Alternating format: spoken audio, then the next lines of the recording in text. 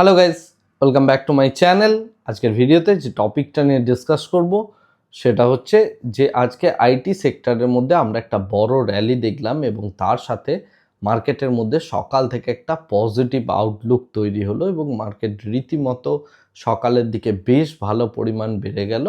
পরবর্তীকালে দেখা গেল মার্কেট কিছুটা নিচের দিকে ডাউন টার্ন করলো এবং নিচের দিকে এসে একটা প্রফিট বুকিংয়ের পর এসে সেই জায়গায় ক্লোজ করলো।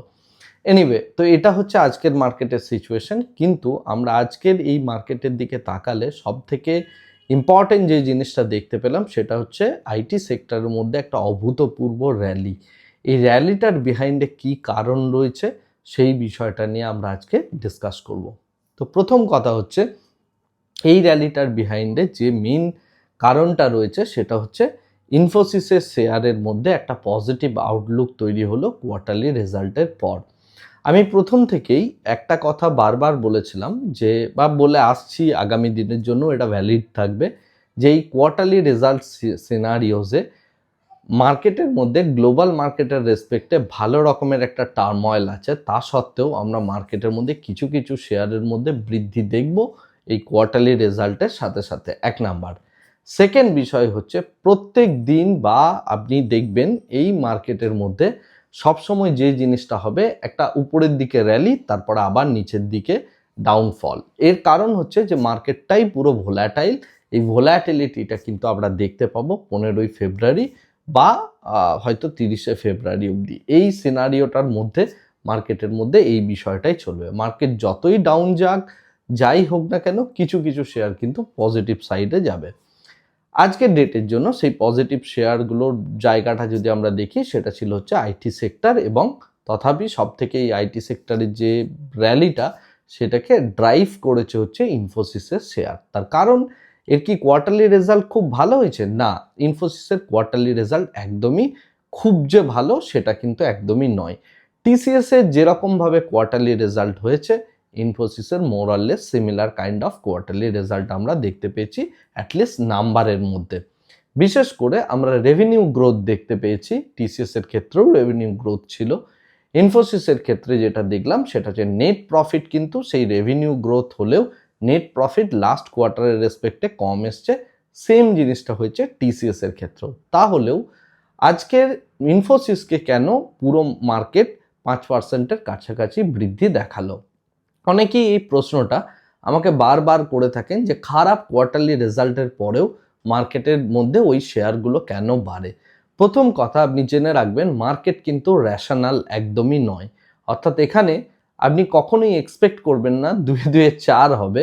এখানে 2-2 22ও হতে পারে, 2-2 শূন্যও হতে পারে, 2-2 42ও হতে পারে, রাইট? তো এর কারণ হচ্ছে মার্কেট সবসময় চিন্তা ভাবনা করে হচ্ছে ফরওয়ার্ড লুকিং চিন্তা ভাবনা, মানে আগামী দিনে কি হতে চলেছে বা আগামী দিনে কোন জিনিসটা মানে আমরা ভিউ পাচ্ছি সেটার দিকে মার্কেট অ্যাকচুয়ালি টোটাল জিনিসটাকে ফ্যাক্টর করে। ইনফোসিসের ক্ষেত্রেও আমরা সেম জিনিসটা দেখলাম। Quarterly result more or less similar to, মানে একই রকম বলা যেতে পারে টিসিএস এর মতো, এবং আমরা প্রফিটের কিন্তু বৃদ্ধি দেখিনি।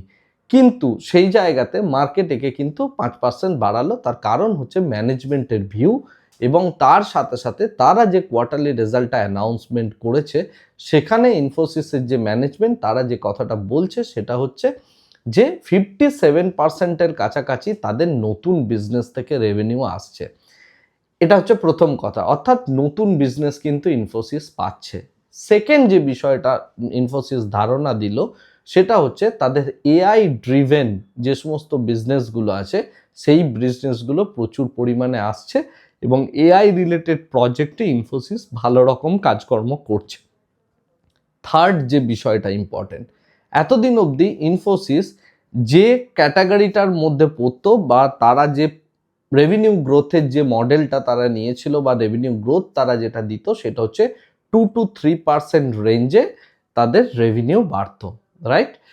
কিন্তু এরপর থেকে ইনফোসিসের ম্যানেজমেন্ট বলছে যে 2-3% আগামী দিনে থাকবে না, এটা আমরা 3-3.5% রেভিনিউ গ্রোথের দিকে ইনফোসিস যাচ্ছে। তো এই তিনটে মেন রিজন যেটা মার্কেটের জন্য ভালো এবং মার্কেট এটাকে পজিটিভলি নিচ্ছে। তার কারণ হচ্ছে মার্কেট সবসময় ওই ফরওয়ার্ড লুকিং চিন্তা ভাবনাটা করে, অর্থাৎ আগামী দিনে ইনফোসিসের ম্যানেজমেন্ট বলছে যে আমাদের কোয়ার্টারলি রেজাল্ট রিপোর্ট এবং রেভিনিউ গ্রোথ তথাপি মার্কেট শেয়ার সমস্ত কিছু বাড়তে চলেছে।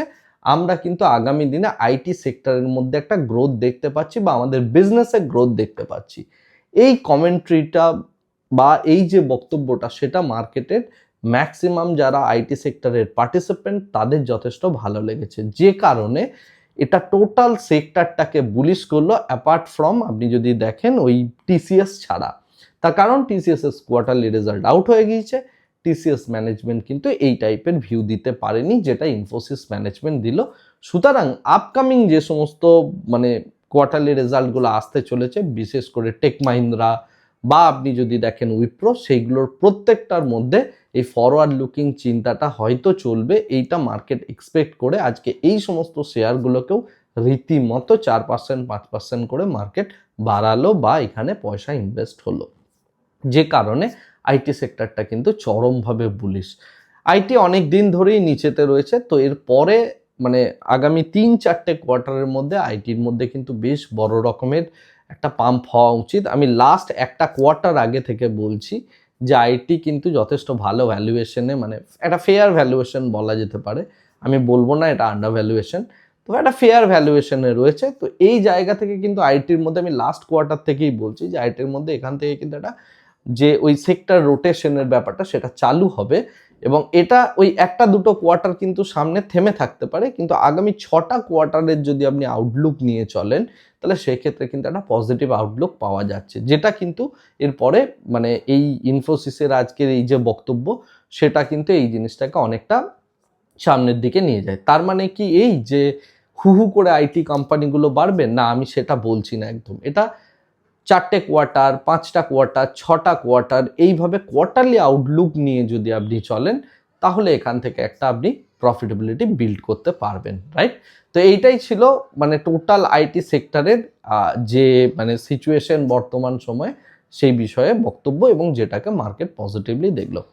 সেকেন্ড যে নেগেটিভ বিষয়টা রয়েছে বা মার্কেটের মধ্যে টোটাল ওভারঅল গ্লোবাল মার্কেটের জন্য একটা নেগেটিভ নিউজ রয়েছে, সেটা হচ্ছে পুরো ইউরোপ মিলে আপাতত গ্রিনল্যান্ডে প্রচুর পরিমাণে ট্রুপ বা এই যে মিলিটারি সেইগুলোকে অ্যাপ্লাই করে দিয়েছে যাতে ইউএসএ আক্রমণ করলে সেগুলোকে প্রতিহত করা যায়। সুতরাং গ্রিনল্যান্ড ফ্রন্টে ইউরোপ এবং তার সাথে আপনার ইউএসএ এরা কিন্তু এবারে সম্মুখ সমরে নেমেছে।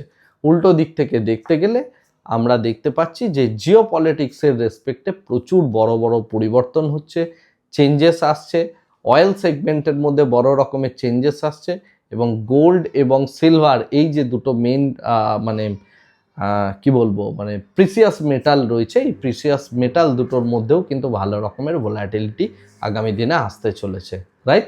তো এই হচ্ছে total overall global market perspective থেকে দেখতে গেলে সিচুয়েশন। আপাতত মার্কেটের জন্য কোনো বড় নিউজ নেই। আগামী 2টো দিন আপাতত আমাদের উইকেন্ড এবং তারপরে গিয়ে আমরা আবার মানডে থেকে মার্কেট দেখব এবং তার আগে আমি সানডে লেট নাইট একটা পোস্ট দিয়ে দেবো, যে পোস্টটার মধ্যে আপনি মানডে মর্নিংয়ে কিভাবে প্লে করবেন তার একটা আউটলুক পেয়ে যাবেন। আজকের ভিডিওটাকে আপাতত এই জায়গাতেই স্টপ করছি। Thank you very much, bye bye, tata.